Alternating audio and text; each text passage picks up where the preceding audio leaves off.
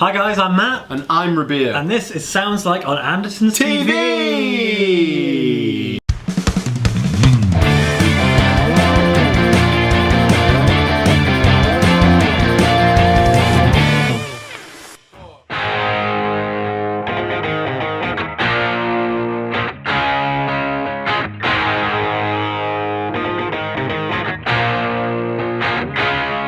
Today we are going to try and sound like the wonderful, I can't even think of any words. Iconic. Harmonious. Yes, great word. Thank you. Thin Lizzy.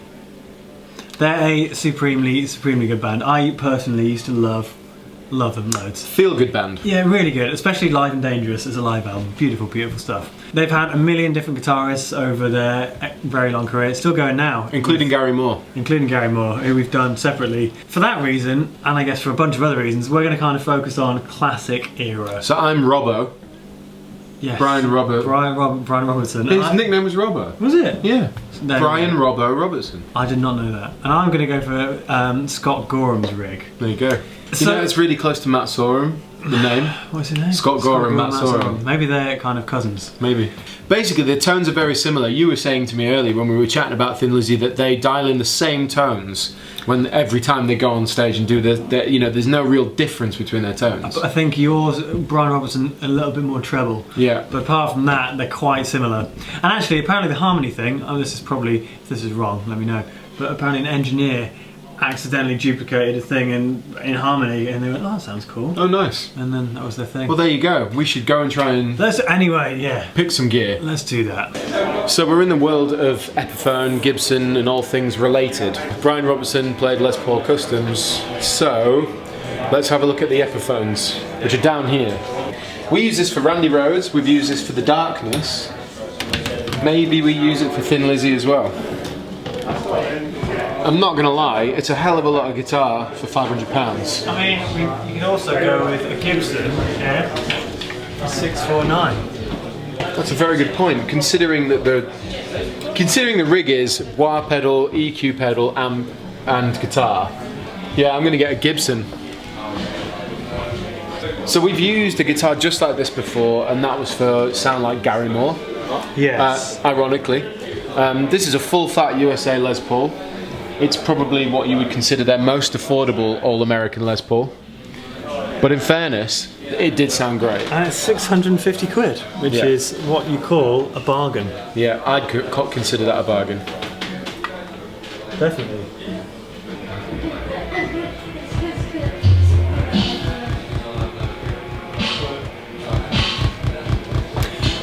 So, I need a Les Paul Deluxe. Unfortunately, Epiphone don't do one.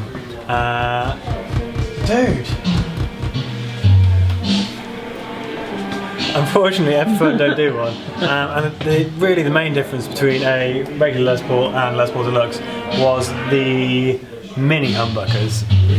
I'm taking a bit of a shot in the dark here, but there's an SG sitting here for $599 that has mini humbuckers. That's ridiculous. It's basically the only guitar we can find that has mini humbuckers for this kind of price. And I know it's not a Les Paul, and I know Scott Gorham did use Les Pauls, but I'm going to go with this. I mean, for £599, you can't really go wrong. I mean, you can see it's a three-piece, 1, 2, 3. Yeah. And so it'll be a bit of a thinner body than the Les Paul, but I think the pickups are really important in this. So looks like a nice fat neck on it though. It probably feels nice to play. Yeah, I mean, and it's Gibson, like yours. Look at that, 2 full fat Gibbos for £600 and £650. Yeah. Right, amplifiers. Lovely. And then we're going to do like a John Frusciante bybus at the back. Yeah. So that would be very fun. And yeah, just having fun with it really.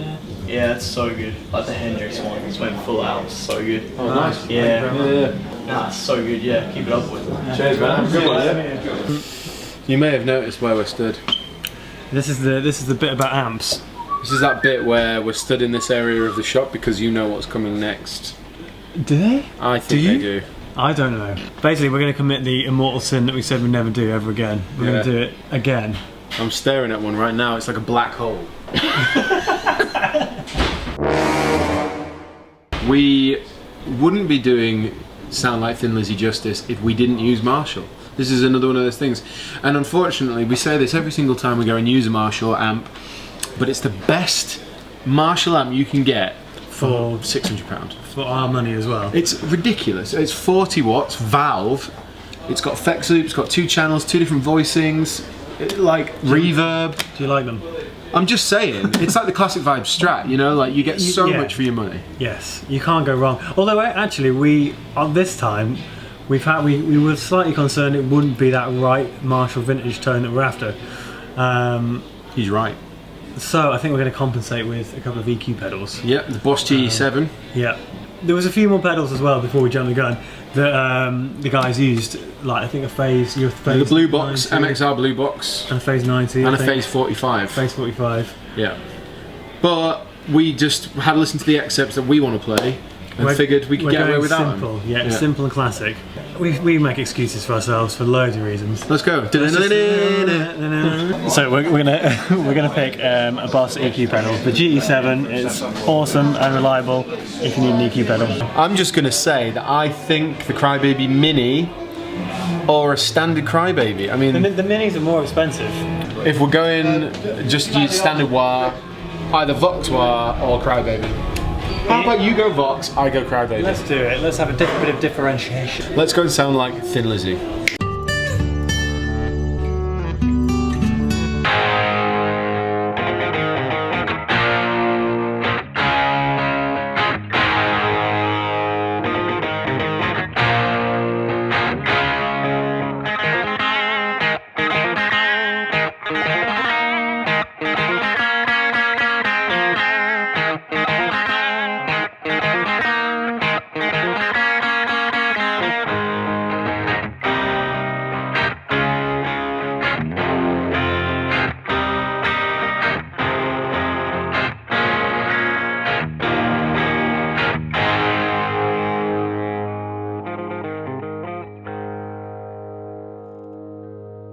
We are back in the video room. Yes, we are, and today it is. Well, this has been a fun one. I think. Has. Absolutely. So, without further ado, who are you? I am Brian Robbo Robertson from Thin Lizzy. What I was going to say was the rigs have been super simple and super easy to get the tone that we want. And actually, given the amount of times we've used these amps, I wish we'd done this before. Yeah, I kind of feel the same. Yeah. In essence, we're both got the identical rig. The only difference is the guitar and the wah. So... And the finish of our amps. Yeah, so I'm just going to go ahead and show you what my guitar is super fast. This is a Gibson Les Paul. It's like a 50s tribute, isn't it? So it's not relic, sorry, but the colour of it and the sort of style is of that era. It's all satin, isn't it? All satin finish in the neck and everything. Open pour. And it's super nice. It's nice to play. We use this on the Sound Like Gary Moore, and it's just a great guitar. Both of us are running straight into our Marshall DSL 40 combos. I'm using the all black one, and you're using the vintage one. Yep, that's correct. But other than that, they're the exact same amplifier. Yep. And then in front, Boss G7 and a Vox Wah. And it's EQ'd very almost flat. Yeah. But with just a little bit of a curve. The Vox Wah is the V845 and the, like I said, like Matt just pointed out, we'll give you a close-up on the EQ pedal. Because if you've got this gear lying around, you might want to try it if you're a fan of Thin Lizzy because it's so much fun. So Matt, what are your guitar? What is it? What are my guitar? Yes. This is a Gibson SG. But yeah, all natural satin. I really like these. Open pour in a kind of red finish, 3-piece mahogany body, and a nice flame. Well, it looks like a flame neck here. But yeah, 3-piece neck. But I assume that's mahogany too. So we're focused on kind of like early 70s Thin Lizzy, 74-ish, around Jailbreak, Boys Back in Town, when they kind of broke. I think Gary Moore was with them before and then again afterwards. The guitars that Scott Gorham used were the Gibson Les Paul Deluxe, and they featured the Mini Humbucker by Gibson. So this looks a little different, but it sounds really, really good. Yeah. And it does mean there is a little, distinction between the two of us. Very slightly.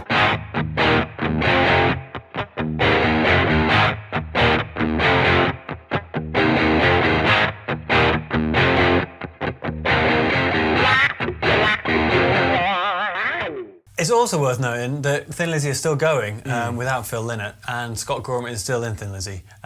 His touring live rig now is far vast. different, and far more vast. This is just, can we get classic Thin Lizzy sounds? And I'm just going to throw this out there, like to get the classic Thin Lizzy tones, I don't think you need anything else than what we've got here. So if I show you my guitar, then you show your guitar with without the G7. Yes. And it's also worth pointing out that we're on the crunch channel of the DSL-40s, with the gain just behind halfway and the volume's up quite high. We've actually gone with exactly the same settings. We have gone exactly the same settings on each amp. So due to reading that's what they used to do. So. Yeah.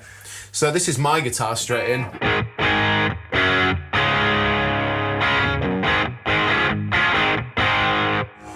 Now, it's quite pokey and more driven than you'd expect, but as soon as I push in the G7, less bass. Yeah, it softens it up a little bit. Yeah, less bass, less of that brittle high end. And you get just what I'd consider more of a vintage Marshall sound.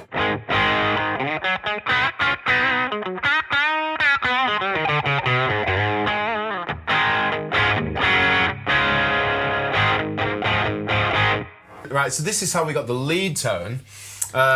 Very easy. Yeah, literally, I just pushed the level on full, and that was it. And then you've got...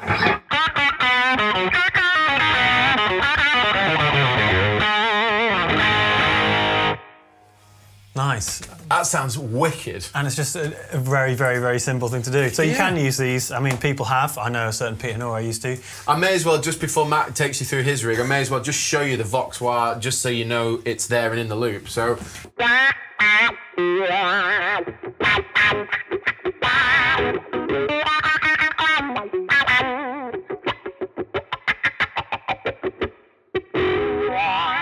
So this is what my rig sounds like. Just straight into the amp, no EQ for now.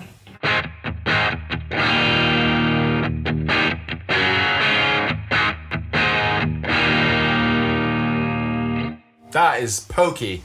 It is, and a little bit out of tuney. Yeah. Then if I stick a bit of EQ in.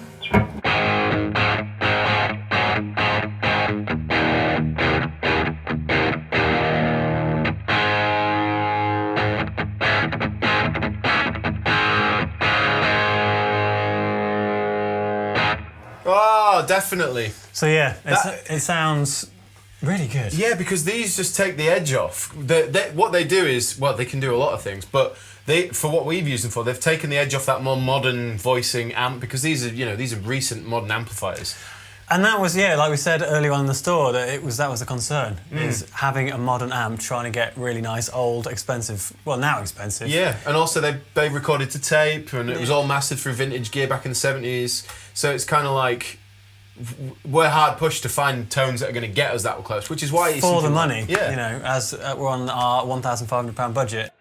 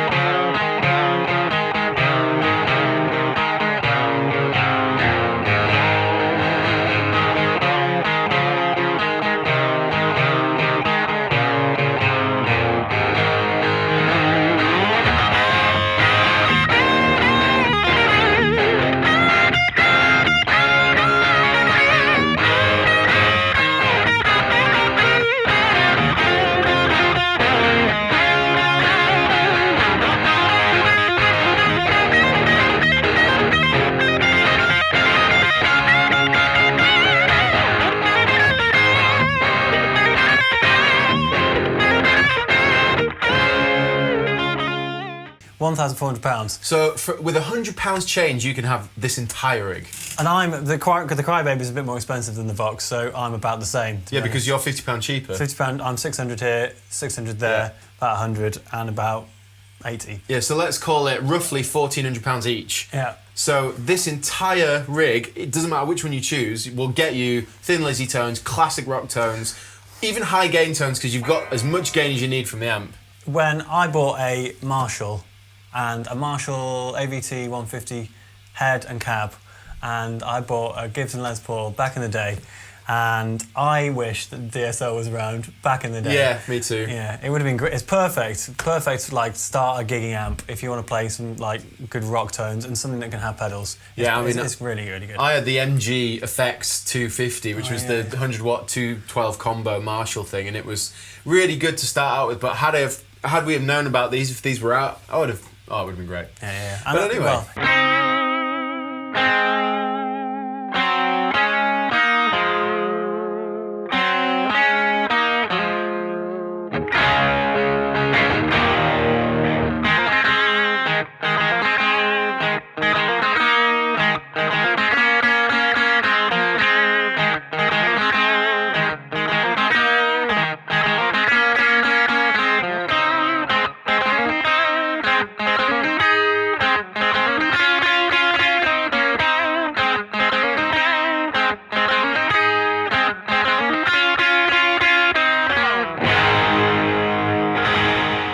Cool. Well, that was us trying to sound like Thin Lizzy. But yeah, let us know what you think. Please put that in the comment section below. Anything you feel, any suggestions. I was going to say, yeah, let us know who else you'd like to see in our ongoing quest to sound like everybody. Every bit of gear we've used, including the wahs, are in the description box below. Absolutely. And I think it goes... I was going to say it goes without saying, but it kind of doesn't if I don't say it. So, yes. I've been Matt. I've been Rabea. And this has been Sounds Like on Andertons TV. Goodbye. And good night.